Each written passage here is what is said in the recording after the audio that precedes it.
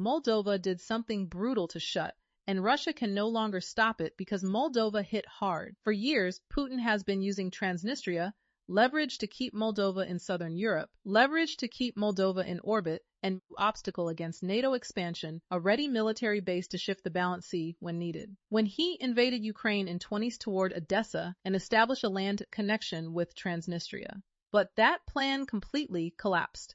Russia Transnistria was left hanging in the air. And now seeing that the Kremlin can no longer take this card, Moldova has launched blow after blow.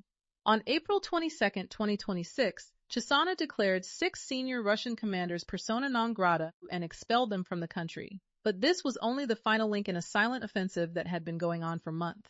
A complete break from the CIS economic blockade and a convergence with Romania were already in motion. To decode Moldova and Romania's moves, let's first take a short journey on the map. Moldova is a small country squeezed between Romania and Ukraine right in the middle of Europe. And inside this small country on the left bank of the Dniester River, there's a ghost territory that has been under Russia's control for over 30 years, Transnistria. Like here, 5,100 Russian soldiers, 20,000 tons of Soviet ammunition, and 200,000 to 20,000 Russian passport-holding civilians. This was Putin's last military foothold in Europe. Until Moldova shut this bridge down, let's start with the effects of the latest move first. The military obstacle that came on April 22nd will manifest itself on the ground as an operational blow.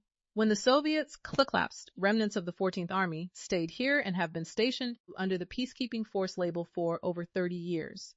But with the persona non grata declaration, the chain of command was broken. 6 senior Russian officers can no longer enter Moldova-controlled territory.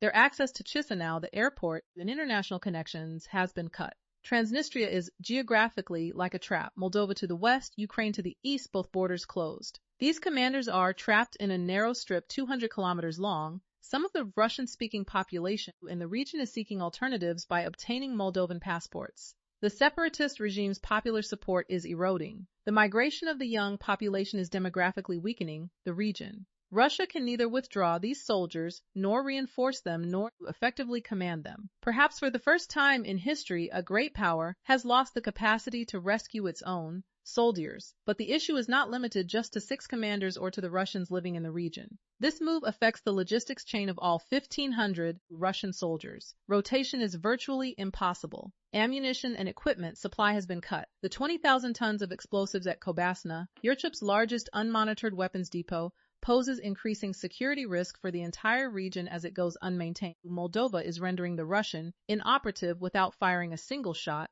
but persona non grata is only the first prong. The second prong is economic, when Ukraine halted Russian economy. Transnistria's economy collapsed. 2000. Moldova turned this crisis into an opportunity. It applied customs regulations nationwide, making the region dependent on its own economy. The third prong, Parliament approved on his political. Parliament approved withdrawal from the ICE on April 2nd. Sandu signed the decrees on April 6th. CS membership, that basis is now being removed. The 30-year-old 5+2 negotiation format was also 5+2 negotiation was also declared dead. In practice, it was a tool Russia used to freeze the status quo. Chisinau is no longer playing this game. Another dimension of Moldova's strategy of distancing from Russia is the deepening convergence with Romania. And this convergence is no longer just rhetoric. It's advancing with concrete steps, President Sandu said in January 2026. I would vote for unification with Romania. Prime Minister Montanu went a step further in Bucharest in April. Citizens on both sides of the Prut realize we are very close to unification.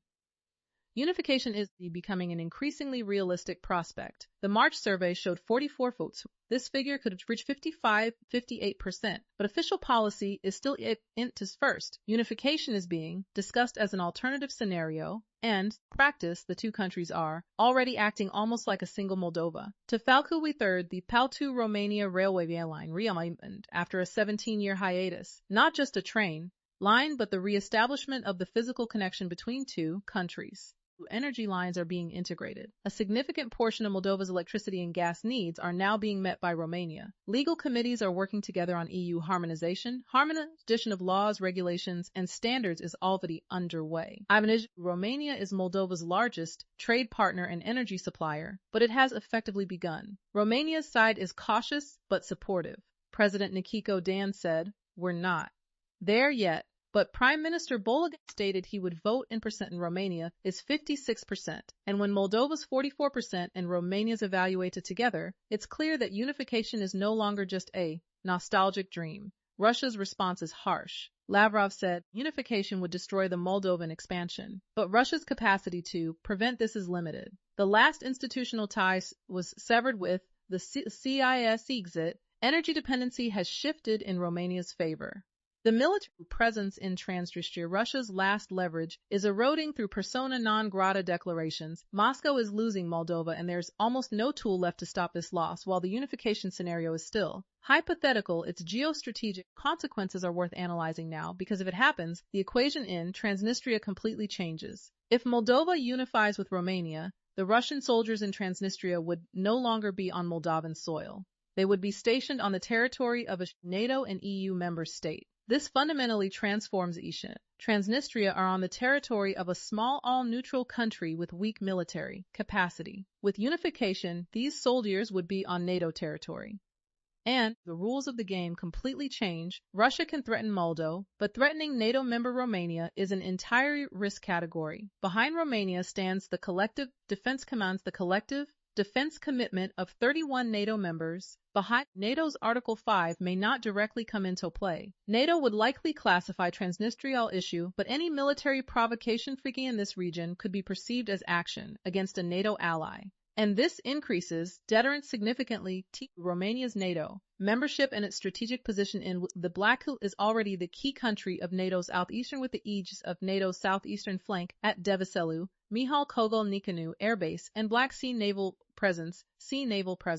It serves as a significant deterrent force against Russia. Unification could mean this military infrastructure extending to Moldova's borders, further narrowing Russia's strategic depth on its western flank. The Odessa Triangle, the trilateral cooperation format established between Moldova, Romania, Ukraine in 2022 becomes even more important in this scenario. The three countries are already coordinating in cyber defense. The Triple Cyber Alliance signed in February 2026 is creating joint defense against is trading hybrid threats. If unification happens, but power projection multiplies exponentially and the 1,500 Russian soldiers in and the 1,500 helpless in this scenario, Transnistria would be completely help ammunition, without a territory, without ammunition, without reinforcement, without exit. Moscow's only option would be to withdraw diplomatic negotiation. This means the complete collapse of Russia's 30-year frozen conflict strategy, and it sets a precedent for all frozen conflict instruments like South Ossetia and Abkhazia in Georgia. If Moldova resolves Transnistria, the Kremlin's flees and control strategy in the post-Soviet space permanently collapses. It's certain that all these developments are resonating in the Kremlin because Russian Security Council Secretary Shoigu's statement on April 21st is the voice of panic.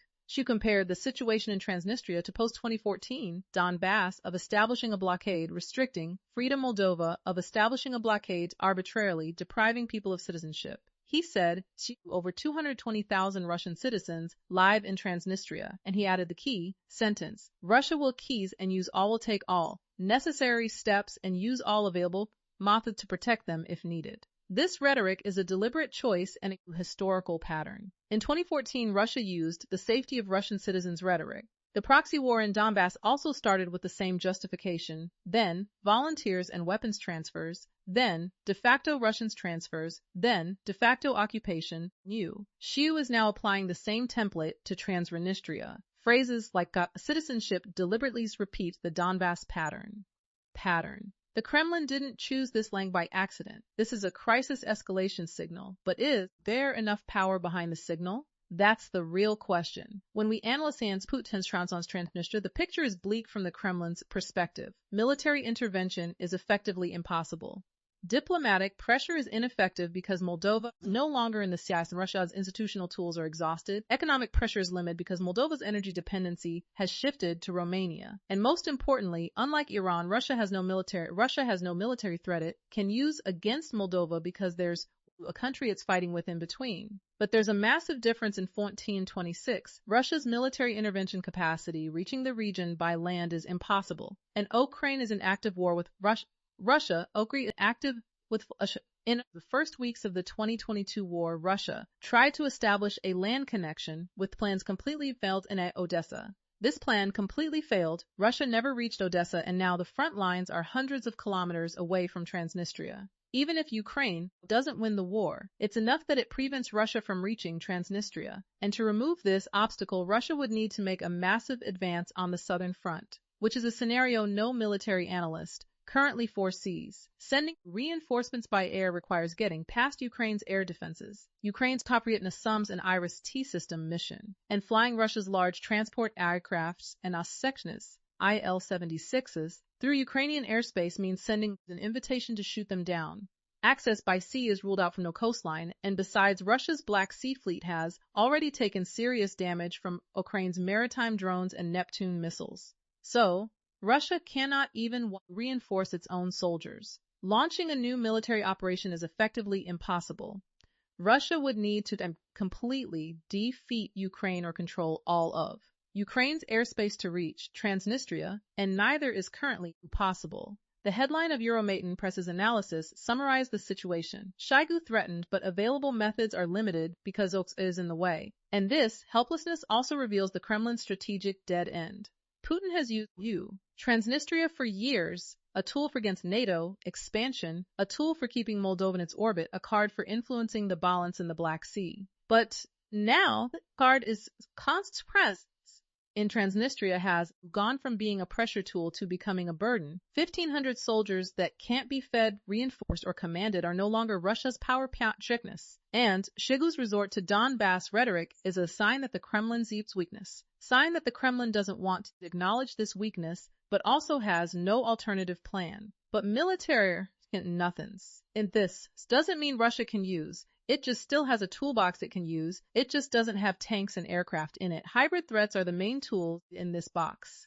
Disinformation campaigns, fake news operations to undermine Moldova's EU process, attempts to frame the Sandu government as a Western puppet, cyber infrastructure, energy grid, and government systems, and the dangerous provocations inside Transnistria. False flag operation, inciting into ethnic tensions or creating attack on Russian citizen scenarios. In the first days of the 2022 invasion, Russia to exactly these kinds of provocations in Transnistria claims of attacks on Tiraspol security ministry. Claims of drone fire on the Kabasna ammunition depot, sabotage scenarios targeting radio towers. These provocations were meant to prepare the ground for Russia's advance toward Odessa. But both the military advance stopped and the provocations were not found credible by Inpol opinion. It didn't work then. But the Kremlin hasn't put that playbook on the shelf, and now every move by Moldova could push a new focal to reopen that books.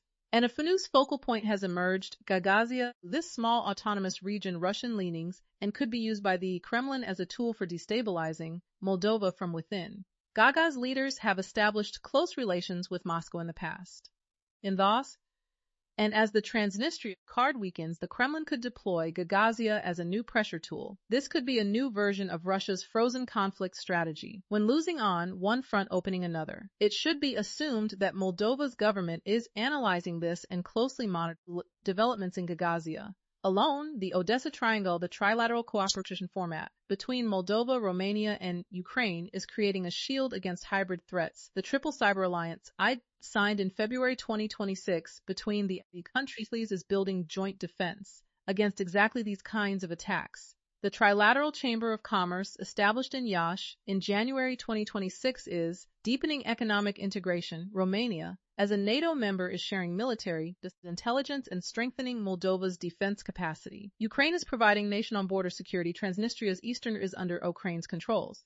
East is institutionalist channeling funds to strengthen Moldova's institutional resilience and supporting Russia has hybrid tools. Moldova now also has a hybrid shield, and that shield is growing stronger every day. Moldova's foreign ministry's response on August 22nd was calm but firm. The rights of all persons in the region are protected and guaranteed. This means Chisinau is fusing to escalate but also not stepping back. And this balance is Moldova's most powerful weapon. What Moldova is doing is quiet but calculated. Without firing a single shot, it's trying to resolve one of Europe's oldest frozen conflicts. It annexed Crimea within weeks. In 2026, the Ukraine war is draining all resources. The Black Sea Fleet has taken damage, and there's no way to reach Transnistria. Shoigu resorts to Donbas language, trying to fill the shell of an empty threat with memories of 2014, with a population of less than 4 million, with military power at a virtually non-existent level, a state that cornered Russia with the right strategy, the right timing, and the right allies. Persona non grata, customs not weapons of war, but their results can be as effective as a military operation. So, will the soldiers quietly withdraw or will tensions escalate with one final provocation? If unification with Romania happens, will NATO's border reach the Dista, whose controls will the 20 tons of ammunition at Bosna remain under? This is the process that will determine the future of Russia's entire freeze and control strategy. And if Moldova removes this model, a domino effect could begin. Don't forget to subscribe to PPR Global and turn on notifications to stay updated on our analyses. Thank you for choosing us here.